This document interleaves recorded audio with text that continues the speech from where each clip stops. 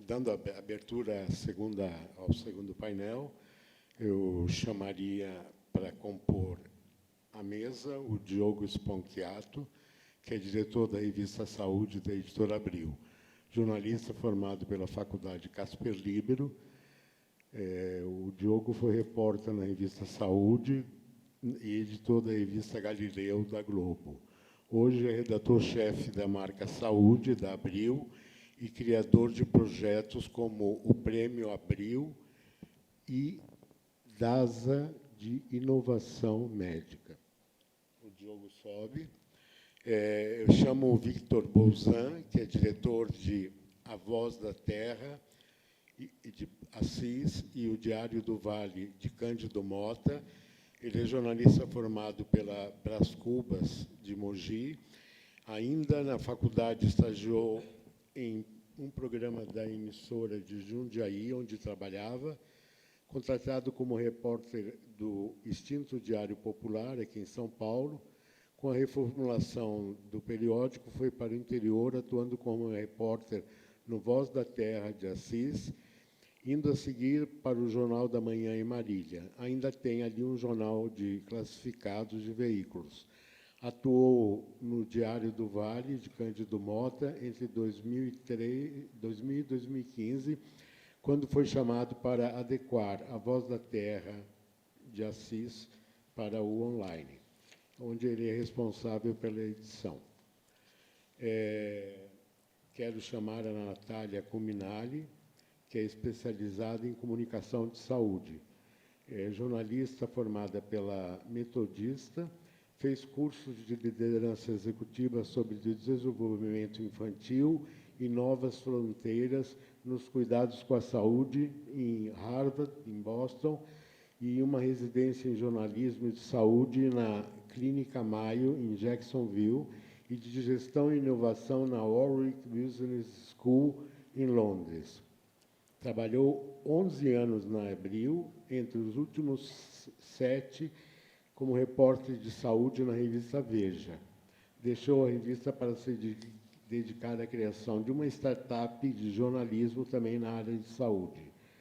A ideia da Natália é usar o poder das plataformas digitais para disseminar informação de saúde para o público.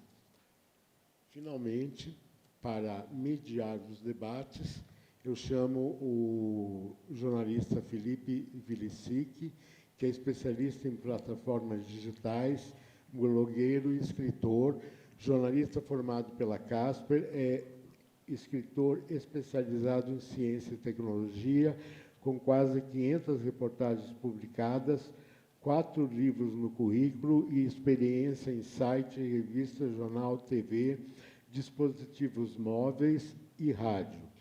Hoje ele atua como editor da Geral Cinema, Ciência, Tecnologia, Vida Digital e Ambiente, na revista Veja, e ele já passou por veículos de renome, como revistas Playboy, Veja São Paulo e o jornal O Estado de São Paulo. Então, com o Felipe fica a bola de levar... Muito obrigado.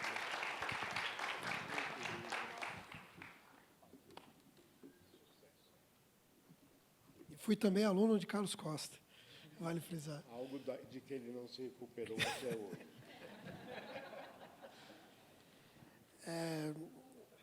Eu não sei qual é a impressão aqui dos meus colegas, mas eu acho instigante fazer esse debate agora, logo depois da apresentação da Google, que eu insisto até em chamar a Google, para lembrar que é uma empresa, uma multinacional enorme, cujos braços vão além daquele site que vocês estão acostumados, que vocês conhecem bem. Porque ele falou de vários pontos aqui, por exemplo, de como ele gostaria que a mídia solucionasse o problema da falta de inclusão, o que é um problema real. Mas um lugar que eu mais me senti um homem branco privilegiado foi no Vale do Silício, dentro da Google. E a mesma coisa ele falou do jornalismo local. Eu acompanho muitos colegas jornalistas, e nos Estados Unidos, em especial, a Google foi determinante para ter um problema financeiro grave no jornalismo local. Então, ele apontou vários problemas, que é engraçado, porque é circular, né? São problemas que vieram com esse mundo digital, do qual sou muito afeito e sou fã, e por isso que eu cubro. Inclusive, acho bacanas as iniciativas da Google, mas que a gente tem que lembrar que veio com isso, veio com essa onda.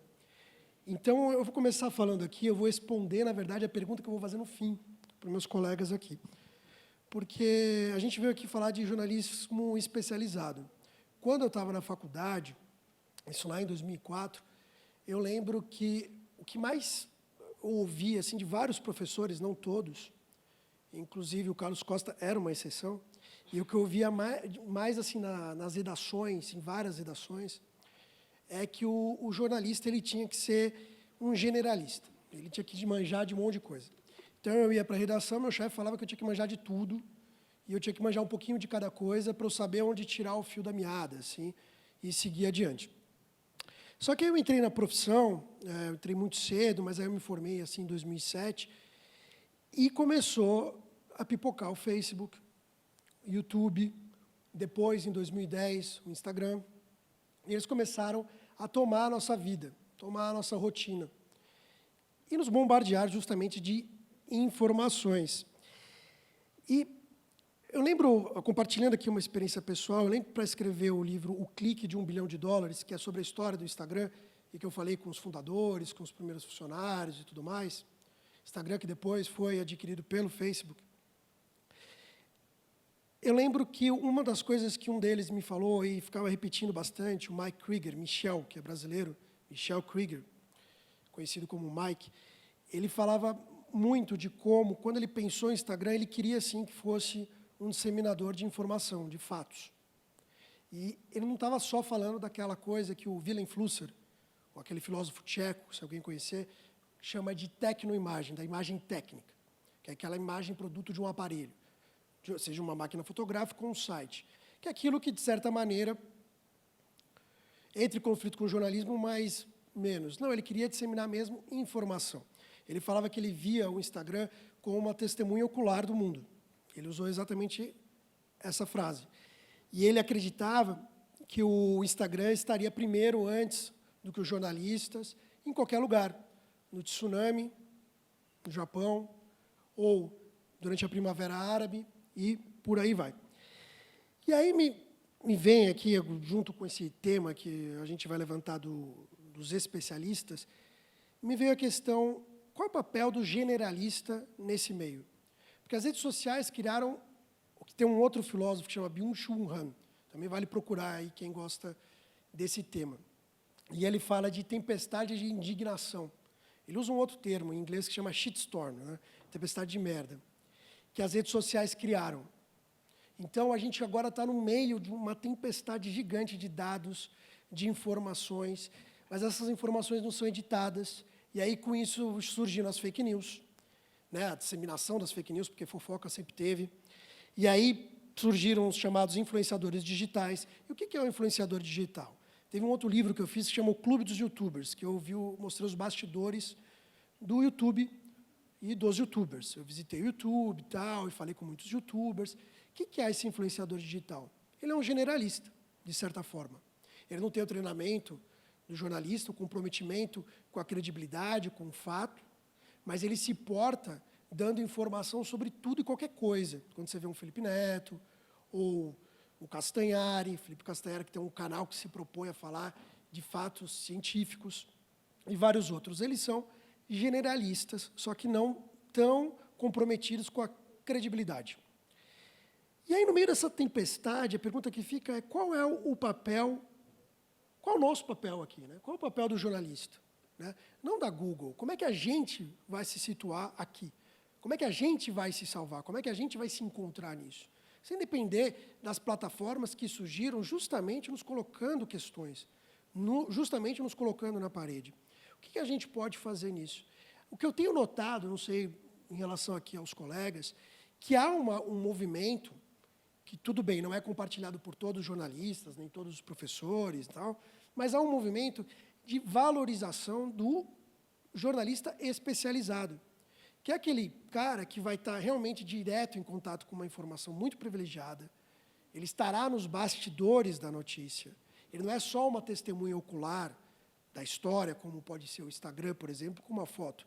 Ele estará nos bastidores desta história.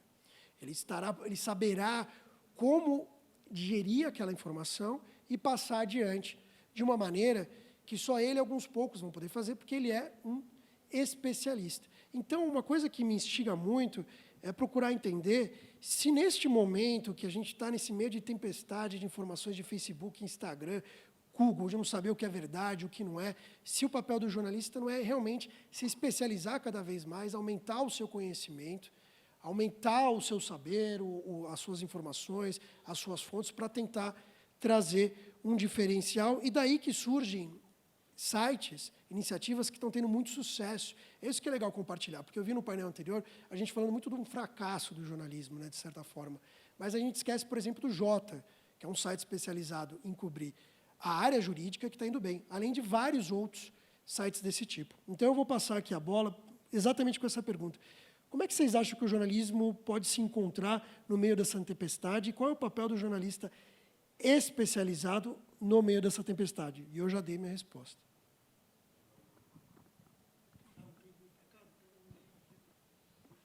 Oi, gente. Antes de tudo, boa tarde. É um prazer estar aqui com vocês. Sobre o papel do jornalista, né, do jornalista especializado. Eu concordo com você que vai ser cada vez mais importante a gente se especializar e saber do que a gente está falando. Ao mesmo tempo, não querendo trazer a visão pessimista, eu não acho que esse é o cenário das redações. As redações elas não têm valorizado os especialistas. Isso, infelizmente, acontece por uma questão de sucateamento, e o mesmo jornalista tem que cobrir vários assuntos, ele não tem tempo de participar de eventos como esse ou de outros eventos de especialização. Então, eu acredito, sim, que esse é o caminho que a gente tem que perseguir, que é se especializar, que é mergulhar de verdade num tema. E aí a gente vai desenvolver isso mais aqui ao longo dessa conversa, de por que isso é importante. Mas a gente vai ter que encontrar esse equilíbrio, né? Para quem que a gente vai produzir? Como que a gente vai fazer as redações, os grandes veículos, ou será que vamos criar os nossos próprios negócios?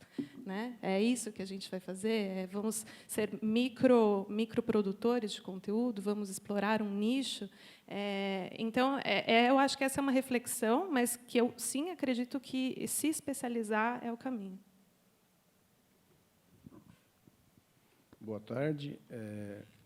Eu, como eu sou do interior, eu sou editor de um jornal relativamente pequeno, apesar de ser o maior da cidade e talvez da região. Eu acho que o jornalista tem que ter a visão específica, o conhecimento específico do que ele está escrevendo, sem dúvida. Mas lá a gente tem que escrever sobre diversos temas, diversas editorias ou assuntos, porque a equipe é pequena e temos eu e mais um que escrevemos matéria. Então, provavelmente, quando ele estiver de férias, eu vou fazer tudo, e vice-versa.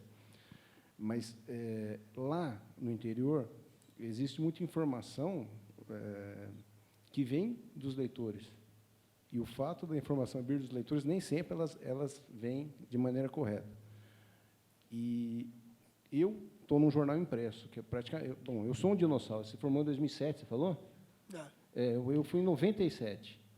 Então, eu vou ter que me matricular no curso do jornalismo online dele lá, porque, senão, eu já estou fora do mercado. E no caso do jornal impresso, a coisa é um pouco pior, porque agora o mercado, assim, praticamente acabou. A gente insiste ainda. Estamos insistindo. No interior, se aqui deve estar difícil, aqui na capital, imagina no interior. Mas o online, o jornal tem o site dele e tem sites de notícias. E o site de notícias, o que ele quer é dar furo no outro. Então, ele pega a notícia e divulga, e não quer saber, ele não vai checar a informação, se é certo ou não. Então, tem que ter o jornalismo específico, mas, acima de tudo, o que você estiver escrevendo, você tem que saber o que você está escrevendo. Lá nem sempre acontece isso, porque as notícias vêm de todas as formas e é muito difícil alguém checar se o fato é verídico. A fonte, provavelmente, qualquer um acidente que o cara viu na rua, ele liga na redação, é a fonte dele, e ele não sabe se a fonte é confiável. Então, pode ser que aconteça isso. Mas fazer lá, especificamente, tá, eu tenho um jornal de carros em Marília, na cidade de Marília. É um público específico. E é o que está me rendendo, vamos dizer assim, me trazendo retorno. Porque o jornalismo passa por um momento de ter que... Eu estou num jornal para adequar a forma impressa para analógica para digital, mas eu sou meio analógico ainda. Então, eu mesmo, especificamente, tenho que melhorar. Por isso que eu vou me matricular com o Luiz lá e fazer o curso dele, porque aí eu vou conseguir fazer especificamente um jornal online, de maneira correta. Mas eu acho, sem dúvida, que não só o jornalismo tem que ser específico, porque mesmo lá, apesar de ser um jornal com vários assuntos, tem os públicos específicos. A gente tem suplemento de carro, suplemento agrícola, suplemento imobiliário, dentro do jornal impresso ainda. E isso é para o público específico. O que a gente precisa mais saber o que está fazendo é no agrícola, né? Porque o agrícola você tem que redigir as matérias, você tem que ir atrás de pauta. Carro, normalmente, é anúncio de carro. Então, e imobiliário é um lançamento de algum loteamento, algum residencial, e também não é exatamente uma coisa difícil. Mas, sem dúvida, não só ser um jornalista com conhecimento específico, o jornalista com conhecimento é importante. Diogo, quer acrescentar? Boa tarde, obrigado também pelo convite. Acho que só para acrescentar, eu concordo muito já com o que vocês colocaram. Acho que assim que é evidente que a função e até a função social do jornalista especializado ela cresce à medida que a gente está inserido nessa tempestade de informações. Eu vejo o jornalista especializado como talvez a figura que mais tem a condição de dar contexto. Eu acho que a grande palavra-chave que norteia nosso trabalho é contextualizar, né, os fatos, os fenômenos, o que está, enfim, acontecendo. E isso acontece num momento em que a gente tem dificuldades, de fato, operacionais. E acho que assim tem uma premissa básica que vale para o jornalista especializado, mas vale para o jornalista de maneira geral, que é o que nos diferencia, né, de um mecanismo de rede social mais puro, a testemunha ocular do Instagram, alguém que está lá na rua. A gente tem alguns caminhos para apurar, entender as verdades, ou pelo menos o que está acontecendo, que é ouvir as fontes, é procurar evidência, no nosso caso, com saúde, a evidência científica, nos estudos.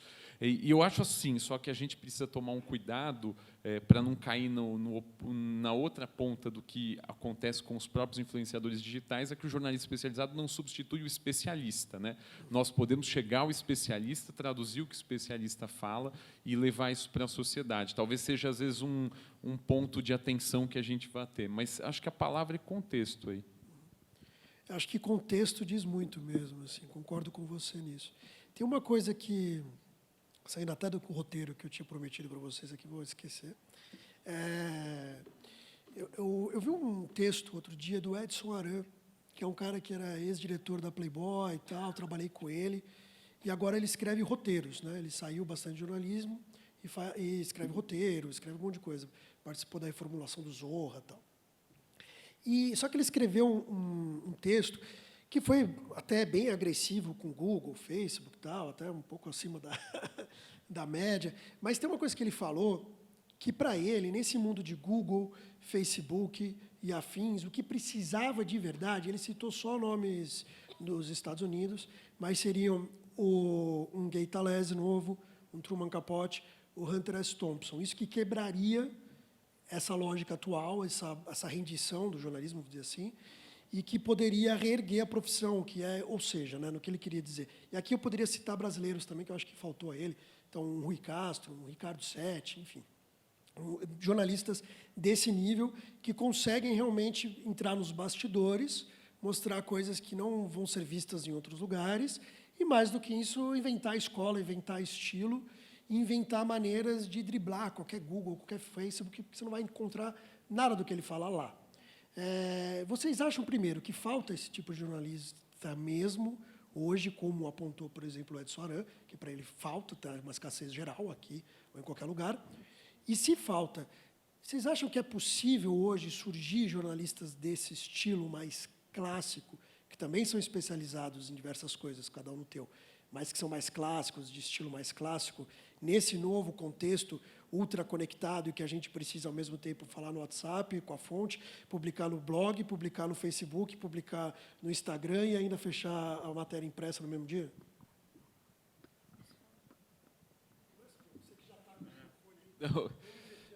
É uma pergunta difícil. Eu acho que a provocação é muito válida e eu acho que deveríamos sim ter esses grandes jornalistas com grandes narrativas, com olhares diferentes sobre a realidade. Talvez a pergunta que fique é quem vai consumir esses jornalistas, né? Num tempo que a gente está falando tanto de tweet, das pessoas que se informam com aqueles push no próprio celular e que às vezes leem só um primeiro parágrafo de matéria. Aí estou pensando no público em geral. Talvez sim, eles vão, esses grandes jornalistas têm público, mas vai também ser um público reduzido. Agora, para que a gente tenha, eu acho que esses profissionais, a gente precisa ter um ambiente que favoreça não só o surgimento, mas a manutenção desses profissionais. E me parece que hoje, com alguma exceção ou outra, a gente tem uma grande dificuldade de bancar esse esforço e de saber, de fato, qual que vai ser o resultado dele. Então, se a gente conseguisse sair de uma perspectiva mais imediatista, talvez a gente conseguisse isso, mas eu não vejo um ambiente muito propício nesse momento agora. Vou colocar do público, a gente pode imaginar, que você falou, será que tem público? Vamos lembrar que o Harari, por exemplo, o Yuval Noah Harari, tem uma abordagem muito estilo também de jornalista antigo e ele é lido por milhões de pessoas no mundo, né? Enfim, eu acho que vale considerar, né, esse tipo de coisa. Eu até vou deixar mais uma pergunta aqui para a Natália, que tem a ver com o que ele falou, que teve uma vice-presidente uma vez do Facebook, que me falou em off, mas é uma vice-presidente grande lá de fora, que falou, talvez um erro do jornalismo foi quando eles começaram a dar conteúdo de graça e parar de cobrar e tentar achar que eles eram o Facebook. Isso foi uma vice-presidente do Facebook que me falou. Então, assim, eu vou passar aqui para a Nath comentar. Antes, só oferecendo um contraponto à questão do Edson Aran e o que o Diogo disse sobre a gente precisar de novos grandes jornalistas, né? Eu acho que a gente tem que parar de olhar, não que não tenha o que aprender, mas a gente tem que parar de olhar só para o passado. A gente tem que começar a olhar para o futuro. As pessoas estão se informando de um jeito diferente. Elas estão se informando pelo Facebook, elas estão se informando pelo Google, elas se informam pelo WhatsApp. É a nova forma de se informar. E a gente tem que se reinventar dessa forma, não tentar ressuscitar quem foi grande no passado, que, sim, são inspirações para a gente, mas eu acho que o importante é a gente pensar o que vem daqui para frente, e sem pensar necessariamente na questão do financiamento, porque, sim, aí a gente fica um pouco pessimista, mas talvez reinventar a forma com a qual a gente se comunica, e usar dessas plataformas em vez de ir contra elas. Então, onde a gente vai entrar aqui ainda nesse conceito de fake news, mas assim, onde as pessoas leem fake news, gente? É no WhatsApp. Onde tem fake news? Tem fake news no Facebook. Onde tem a notícia desmentindo a fake news? Na Folha. www.folha.com.br. Então, assim, como você distribui, como você combate a fake news se você está usando uma plataforma ali separada, em vez de você estar onde as pessoas estão, onde a informação está? Quanto tempo a gente passa olhando para o Instagram? Quantas horas? A gente tem um estudo que diz que a gente olha 80 vezes no celular, eu acho que até mais. E tem gente que fica 6, 7 horas no Instagram, depende com o que você trabalha. É muito tempo. Quando você vê no Instagram um conteúdo produzido para o Instagram? A gente não vê. A gente vê arraste para cima para entrar no site, blá, blá, blá. Você não vê uma coisa produzida ali. Então, em vez da gente pensar em quem a gente tem que se inspirar e como eram as pessoas, como era o jornalismo, a gente tem que fazer um jornalismo novo. E é isso que eu acredito. Agora, eu não lembro direito da pergunta que você me fez sobre o erro foi Dá de graça? Será que porque tem a ver com o que você está falando, de colocar no Instagram, no Facebook? Eu não acho que esse foi o erro. Eu acho que a gente engaja pessoas, a gente leva a informação para elas, e a informação tem que ser gratuita, porque assim, a gente vive, eu sou da saúde, eu sou super entusiasta da saúde, a gente vive num país que mais de 70% da população não tem convênio médico. Então, assim, eu imagino que aqui todo mundo tenha, ou uma grande parte tenha. Imagina você não ter convênio. Onde você vai ver informação? Você vai no Dr. Google, que ele disse que não pode falar Dr. Google porque é pejorativo. Mas, assim, a informação não tem que estar bem colocada nesses lugares e ela não pode ser gratuita. Eu acho que, realmente, tem que pensar numa nova forma de financiar isso, que é o nosso grande desafio.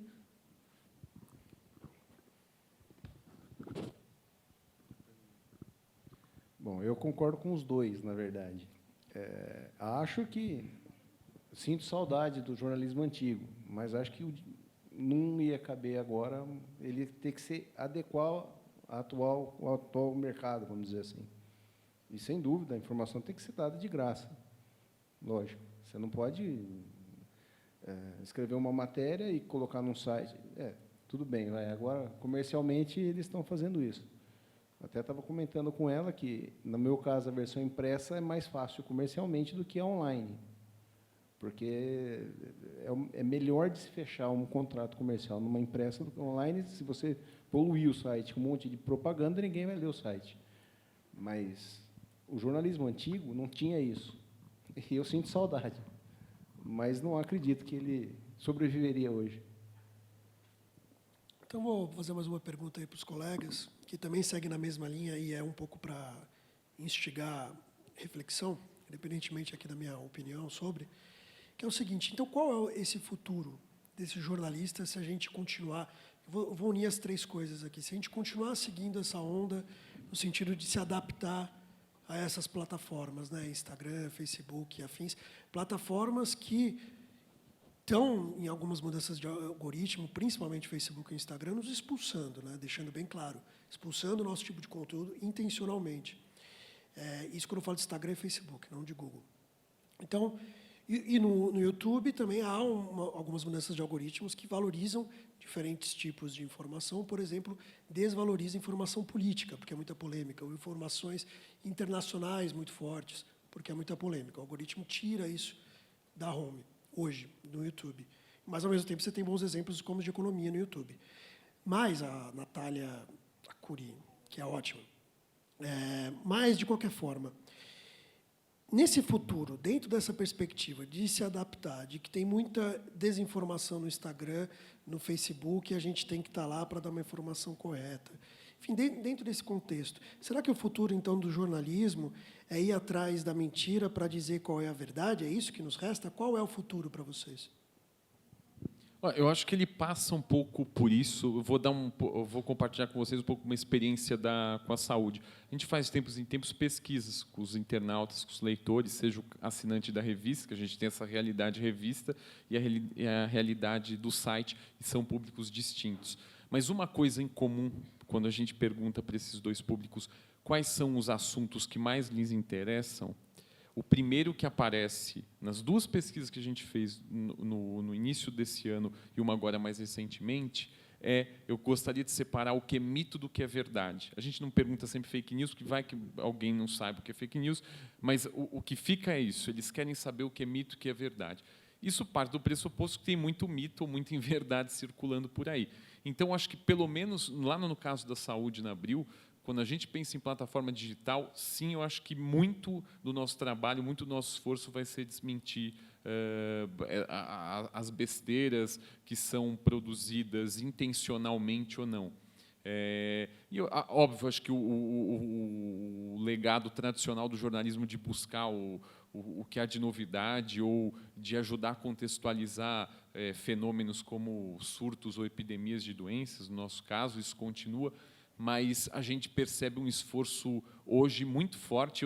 Eu acho que deve persistir, pelo menos na área de saúde em que a gente atua, porque tem muita coisa sendo disseminada de maneira deliberada ou não, que tem muita inverdade, e a gente sabe que se a gente não se esforçar para isso, a gente vai perder muito dessa batalha, que é uma batalha até de saúde pública, porque as pessoas estão sendo induzidas a comportamentos equivocados, né?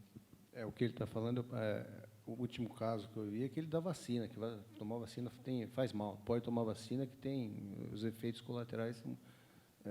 É uma fake news que criaram e que teve um impacto direto no número de pessoas que tomou a vacina, dentro do que ele está falando. Eu acho que é isso mesmo. Bom, eu concordo, também acho que a gente, sim, vai ter que combater sempre fake news, porque elas sempre vão surgir, e daí elas são cada vez mais elaboradas, né? Então, são fake news com cara de verdade, e, de alguma forma, vai ter que acontecer essa educação, e isso acontece nesse futuro próximo. Mas eu acho que pensar num futuro bem mais longe, assim, não sei nem quantos anos, mas aí fazendo exercício de futurologia, é que a gente... Está tudo evoluindo muito rápido. E aí, falando de saúde de novo, né? É cada vez mais difícil você acompanhar a evolução da saúde. Eles descobrem novos genes todas as horas, novas terapias, muita coisa acontecendo e tal. Vai ter uma hora que a quantidade de informação vai ser tanta que, em vez de você ir atrás da fake news, as pessoas vão querer entender o que eu faço com essa informação. E daí eu acho que a nossa profissão, e aí porque precisamos ser especializados, vai ser essencial. Só até complementando, isso já está afetando os médicos, né? O Watson Oncology, né, que é aquele supercomputador lá da IBM, uma ferramenta de inteligência artificial, hoje, na oncologia, tem tanto tratamento e tanto subtipo de doença que pode ser responsível ou não a alguma variação genética, que em grandes centros, obviamente, seria maravilhoso se o SUS pudesse contar com isso. Mas nesses centros, nos locais mais privilegiados, já contam com essa ferramenta que ajuda os caras a triarem o que eles vão indicar para um determinado paciente. Eu vou aproveitar a mesma lógica para emendar uma outra pergunta. A gente falou do sucateamento da profissão, a dificuldade financeira, inclusive, de, às vezes, de se locomover, de pegar um avião, ir para um lugar, ser testemunha em loco e tal. E várias dificuldades desse sucateamento. Uma das dificuldades, falando aqui de ir atrás das mentiras para tentar procurar a verdade, né, para tentar combater as fake news e tal, uma das consequências desse sucateamento é que a gente vê hoje muito jornalista dentro da redação, isso se vê lá, só fazendo isso. Então, quer dizer, o cara passa o dia inteiro indo atrás da mentira para tentar mostrar qual é a verdade. Ou indo no Twitter para ver qual é a repercussão de um fenômeno. Ou indo no Facebook para ver o que repercute, sei lá o quê. Ou indo no YouTube para ver o que é trend no YouTube e logo para ver sobre o que ele vai falar. Então, de certa maneira, ele está sendo pautado, ele não está mais pautando os outros. E aí, nisso eu vou juntar com o do Watson, que você falou. Uma vez eu falei com o pessoal que faz o Watson, que cria o Watson, que elabora o algoritmo e tal. E eles falaram que é muito fácil você padronizar algumas coisas. Por exemplo, o desmentir, que é o que o Facebook está atrás hoje em dia.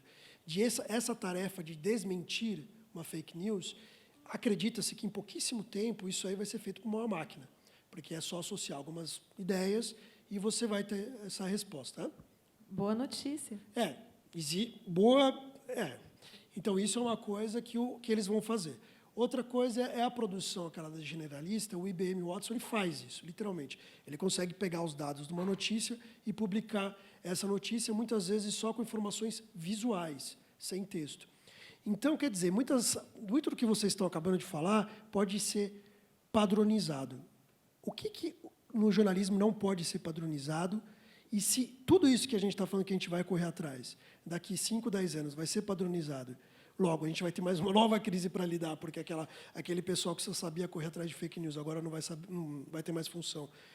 Aí como é que fica para a gente? É aí que eu lanço uma pergunta. Como é que a gente fica nesse contexto que as máquinas vão tomando essas áreas? Eu acho que é humanizando sempre. vendo quem são as pessoas, por que a gente escreve para essas pessoas, por que a gente fala com essas pessoas, o que elas precisam, né? Tem coisas que realmente a máquina vai desmentir o fake news e está ótimo, melhor para a gente, porque a gente não vai ter mais ter o trabalho de ir atrás para checar se aquilo é verdade ou não. Então, vai sobrar mais tempo para a gente fazer o que fez a gente entrar na faculdade, né? Que é falar com pessoas, falar de pessoas, para pessoas. E isso eu acho que o robô não faz. Tomara que quem sobre saiba fazer, né? O duro é se a máquina começar a escrever matéria e diagramar jornal. Eu estou na rua. Acho que assim, tudo que exige uma análise. Só um ponto, tem um robô que faz isso. Ele diagrama toda a matéria. Já tem. É verdade, tem. Foi feito na Inglaterra, por Oxford. Não, lá ainda não. É. Mas o contexto nenhum robô conseguiu fazer ainda. Exatamente. Eu acho que tudo que depende de uma análise, de você ligar pontos, no nosso caso, trazendo...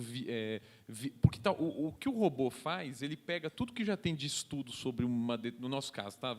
Sobre uma determinada doença, ele consegue chegar lá mais ou menos no qual que é o veredito. Mas tudo que depende de uma análise, vou dizer assim, mais humana, que é você ligar esses pontos, de ouvir um especialista lá, ouvir uma contra-opinião aqui, todo esse jeito de tecer essa argumentação e de, no final, no nosso caso, não só ficar na análise, mas poder dar uma resposta um pouco mais prática para o nosso leitor, para o internauta, talvez, acho que isso o robô ainda não vá conseguir.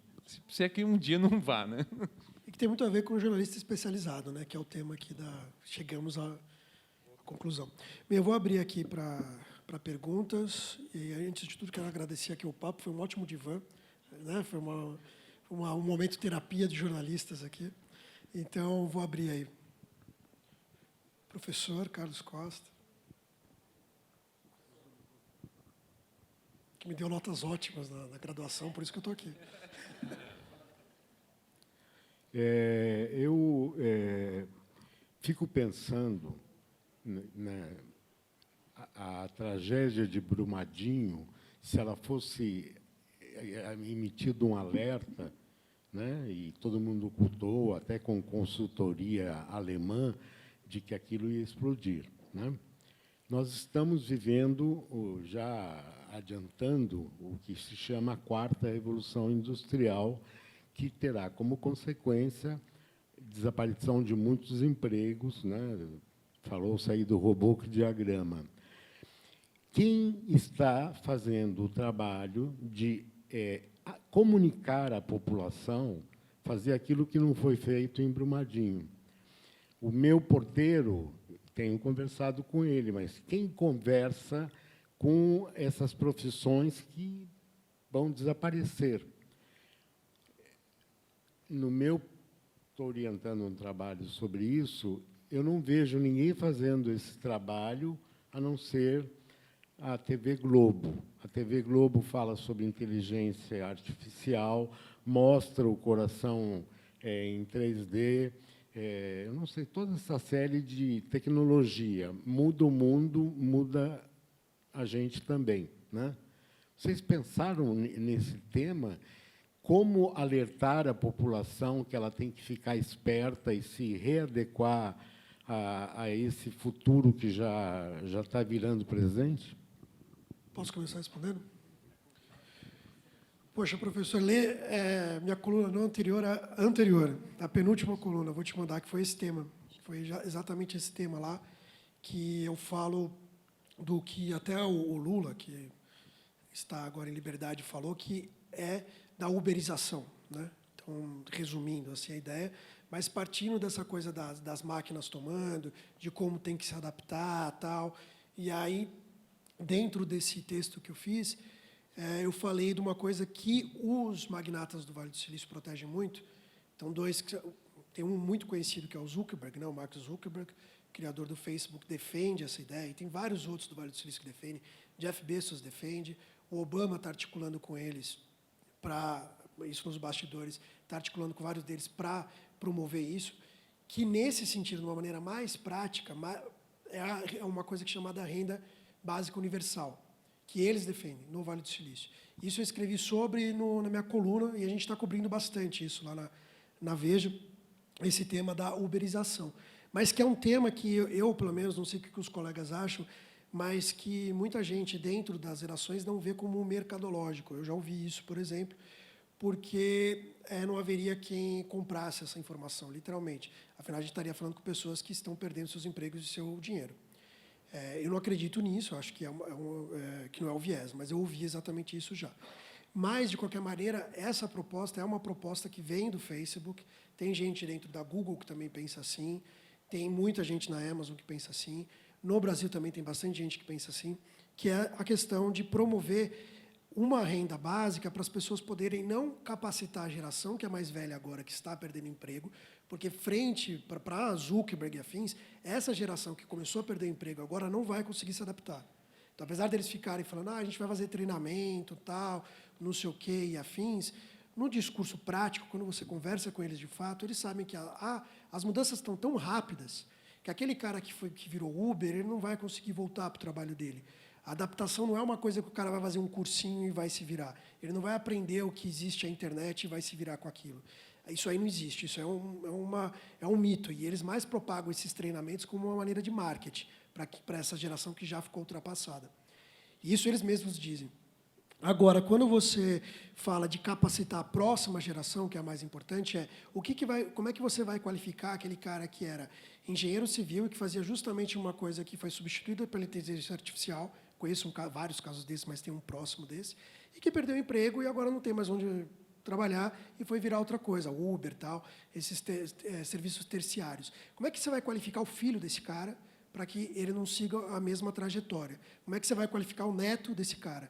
É daí que vem a ideia do Zuckerberg e afins da renda básica universal, que teria que vir de um imposto dessas empresas. Muita gente protesta isso. Na Europa tem uma protetora muito forte, que é a Vestagen, e, a partir disso, eles qualificarem os filhos e afins para fazerem cursos e, aí sim, poderem se qualificar, porque esse dinheiro teria que ser, de alguma maneira, destinado a essa educação. Enfim, essa é uma resposta breve. Mas como é que vocês veem isso aí? Eu não tenho nada a acrescentar, achei muito boa essa informação. Não conheci. Não, também, aí, assim, na nossa área, como jornalista especializado, o que a gente percebe mais dessa discussão é uma discussão em relação a alguns profissionais da área de saúde. E aí você tem alguns contrassensos aí, como a própria situação da telemedicina, que o Conselho Federal de Medicina, por enquanto, não regulariza.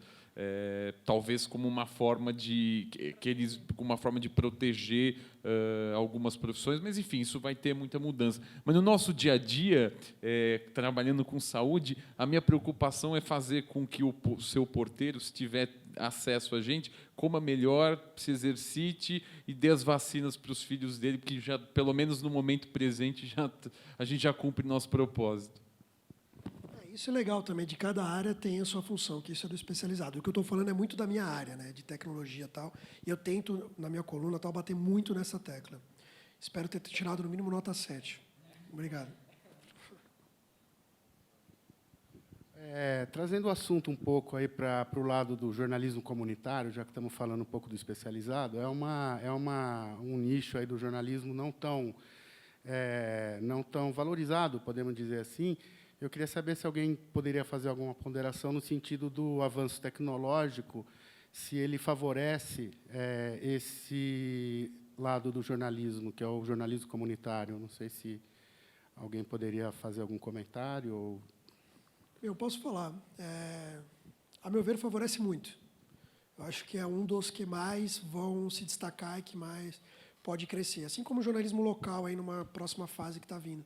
Mas, do jornalismo comunitário, a gente não é bem jornalismo, mas você já deve ter ouvido da Colab, por exemplo. A Colab é uma iniciativa de ações sociais, tal. E você tem muitas iniciativas assim agora.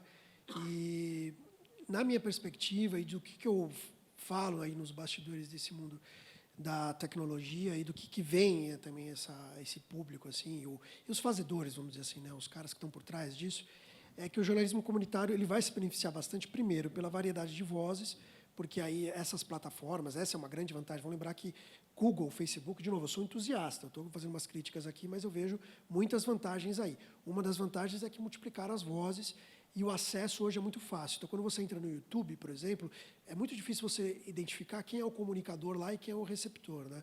Porque, muitas vezes, quem vai comentar no vídeo do youtuber é outro youtuber. Por exemplo, no meu próprio caso, já veio comentar no meu vídeo o Felipe Neto, que é um youtuber. Então, ele que viu aquele vídeo e depois fez um vídeo comentando aquilo. Já aconteceu isso algumas vezes comigo. É uma coisa meio maluca no mundo de hoje. Que isso não tinha no passado. No passado era muito mais um monólogo, né? Você não tinha esse diálogo com um enxame enorme de pessoas ao seu redor, que é o que acontece hoje. É um diálogo com um enxame. Dentro desse enxame, as pessoas também têm acesso a todas as plataformas que a gente tem. O que a gente tem acesso hoje de tecnologia não é diferente de qualquer pessoa. Hoje, com o teu iPhone, você tem um poder computacional mais de 10 vezes mais poderoso do que aquele inteiro que levou o homem para a Lua, na Apolo. Então, esse que eu acho que é o grande poder, assim. E aí, disso eu sou muito entusiasta, e aí que surge o jornalismo comunitário e outras iniciativas comunitárias que eu acho que podem se beneficiar bastante disso e que, comparativamente, aí, a meu ver, em proporções, vai ganhar muito mais. Porque, de novo, em proporções, não estou dizendo que vai criar um império, né? Mas de proporções há uma chance aí. Você não precisa mais ir atrás de uma concessão para fazer sua rádio, de uma concessão para fazer sua TV, ou de imprimir, comprar papel caro para caramba para imprimir alguma coisa. Eu acho que o que vai brilhar hoje é o jornalismo comunitário e, por extensão, o jornalismo local, diferente desse jornalismo impresso mais tradicional. O jornalismo local nesse sentido. Na minha perspectiva, é quem mais se beneficia. E vocês aí? Eu acho que a tecnologia ela é uma aliada de qualquer tipo de jornalismo. É que eu sou um cara meio analógico, mas eu acho que o negócio é bom.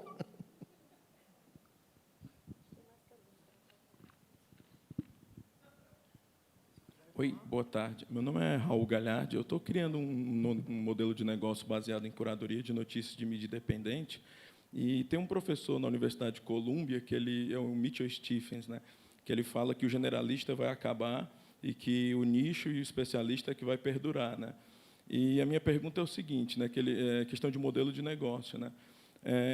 Como é que vocês, né, que trabalham na mídia especializada, na mídia de nicho, né, vocês veem essa questão? Porque ele tem um livro que se chama Beyond News, né, que ele não trata muito dessa questão, ele foca mais na questão da produção de conteúdo, né, ele fala nisso, que o generalista vai acabar, mas ele não se atenta muito para essa questão do modelo de negócio. Inclusive, ele fala que é natural que o público vá buscar informação de qualidade, até por causa do crescimento das fake news e tudo, mas ele não se preocupa em detalhar a questão do modelo de negócio, né? Então, assim, não sei se vocês podem falar, ou se vocês até têm conhecimento ou não, mas se vocês pudessem falar um pouco mais de como que as mídias de nicho, né, ou especializadas, como que elas podem obter, né, inclusive o Dal Marcondes ali tinha feito uma fala no painel anterior, né, porque as mídias de nicho normalmente não têm escala, né? Então, se elas não têm escala, como é que você consegue obter assinantes, publicidade, né, enfim? Acho que eu vou compartilhar um pouco do nosso desafio, da nossa experiência com a saúde lá na Abril. A saúde já é um terreno que você já não tinha anunciante, tinha pouco, agora não tem quase nada. E a gente tem uma quantidade de assinantes em revista ainda importante e um site que tem bastante audiência. Mas a pergunta era como que a gente monetiza toda essa história? Uma das respostas são projetos de curadoria. Então, são marcas que nos procuram e aportam um valor, coisa que a gente não conseguiria fazer sem isso, e consegue fazer de uma maneira editorial, independente, porque ele não aprova o meu conteúdo. A gente trabalha uma causa, trabalha desde um prêmio de inovação médica a uma pesquisa para entender os principais comportamentos em saúde do homem brasileiro. Então, a gente tem feito muito esse trabalho de curadoria. Acho que é aproveitar a expertise do jornalismo especializado, os caminhos que a gente consegue acessar para trazer um conteúdo que seja de interesse bacana e que traga uma receita para que a gente sustente o modelo de negócio. E eu acho que um outro caminho está mesmo nessas startups, e aí acho que a Natália, que está trilhando essa senda, aí vai poder falar melhor ainda. Mas é basicamente isso, projetos de curadoria, ou muitos jornais hoje em dia estão se sustentando com branded content também, então é outro modelo de financiar e fazer exatamente essas coisas, porque assim as marcas elas pedem elas não sabem como se comunicar com o público. Então, geralmente, se você tem um veículo de nicho e você já tem ali uma audiência cativa, você sabe como conversar com eles. E, às vezes, as marcas querem associar essa sua reputação, essa sua credibilidade, à informação que ela quer passar. Então, assim, o modelo de negócio é desenvolvido a cada caso, mas, assim, se você consegue passar a mensagem que você precisa, com toda a sua independência, a sua liberdade editorial, e, dessa forma, conseguir financiar também o seu negócio, é um novo jeito de enxergar, assim, porque a gente não tem mais página de revista para a empresa comprar. Não existe mais isso. Então, tem que criar outros modelos. Eu vou responder a outra pergunta dele, que é a parte do generalista.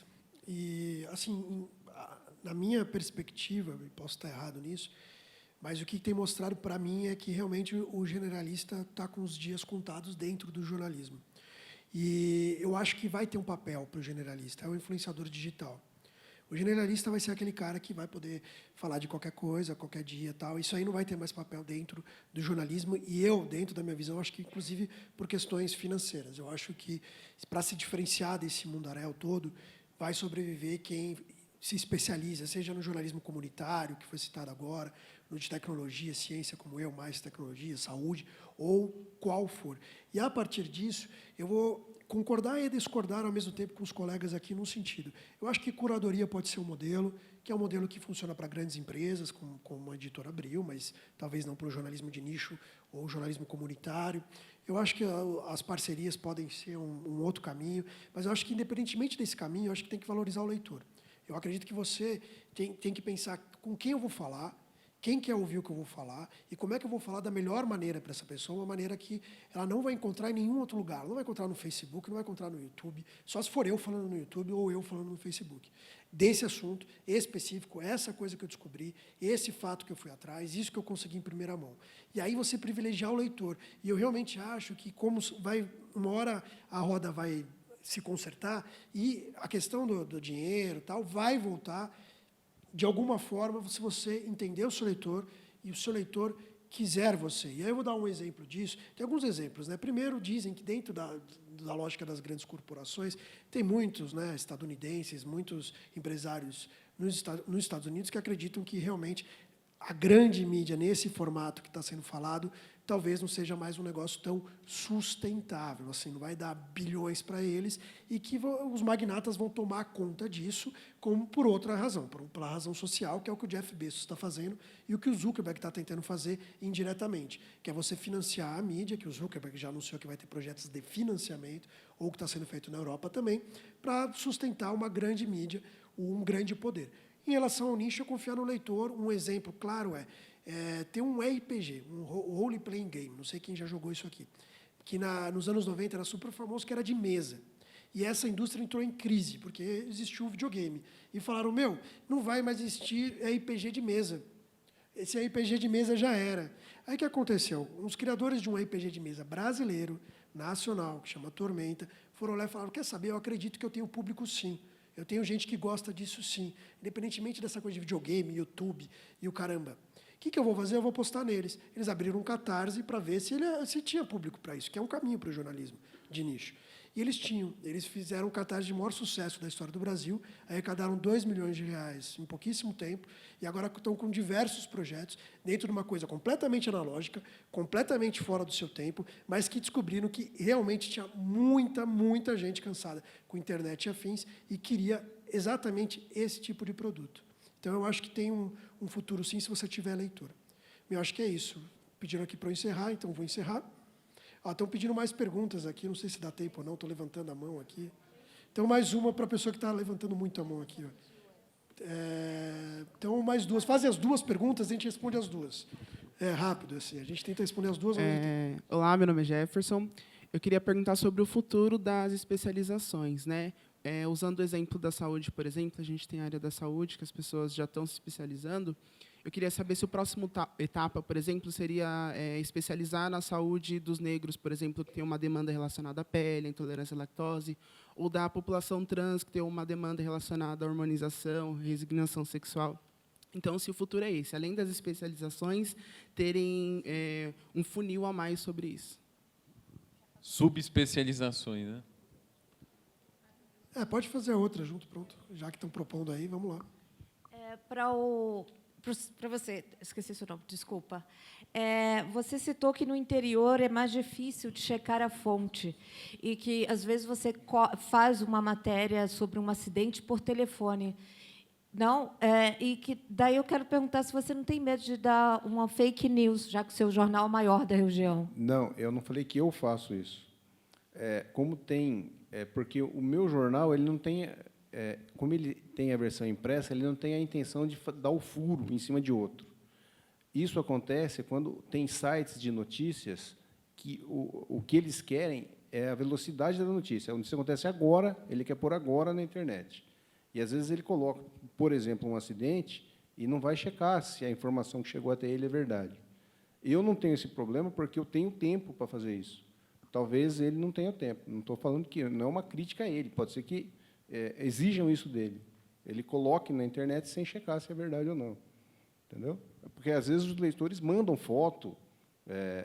Está passando na rua, ele tira a foto, manda pelo WhatsApp. Ele põe no site imediatamente. Entendeu? É isso que eu quis dizer.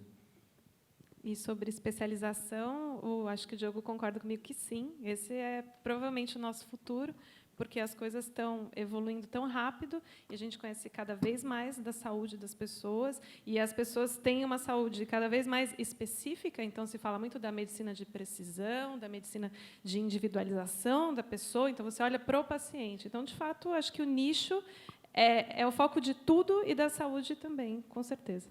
Eu concordo, acho que tem um caminho aí. Eu acho que as faculdades, na graduação, já precisam se preparar para isso, não para subespecialização, mas para já dar oportunidades mais consistentes dessas pessoas terem acesso ao jornalismo de ciência, de tecnologia, de saúde, assim como já tem em economia, né, e política. Acho que tem que abrir um pouco o olhar. E o que acho que não está muito claro é como que vai ser feita essa especialização. Se você perguntar assim para mim, Diogo, você fez um curso de especialização em jornalismo de saúde? Eu não fiz, eu fui formado, usar um clichê, pela vida e pela redação e pelas entrevistas, pelos workshops, os congressos que a gente vai. Talvez a gente vá encontrar formas de estruturar melhor isso. Já existem bons cursos de pós-graduação, de extensão na área, acho que esse é um caminho, nem todo mundo consegue fazer, mas acho que tem muito potencial para estruturar isso melhor e oferecer essas respostas para essas demandas que vão existir. Inclusive, precisa estruturar para o leitor também, né? A gente precisa ver como vai ser comunicado isso nesse mundo que está cada vez mais personalizado, né? Que você chega lá no Facebook, é a tua página. Você chega, faz uma busca no Google, é a tua busca. Você quer alguma coisa na Amazon, vai aparecer algo para você, né? Então tem esse desafio de como estruturar isso também. Mas valeu, gente. Obrigado aí por todos. Valeu pela presença.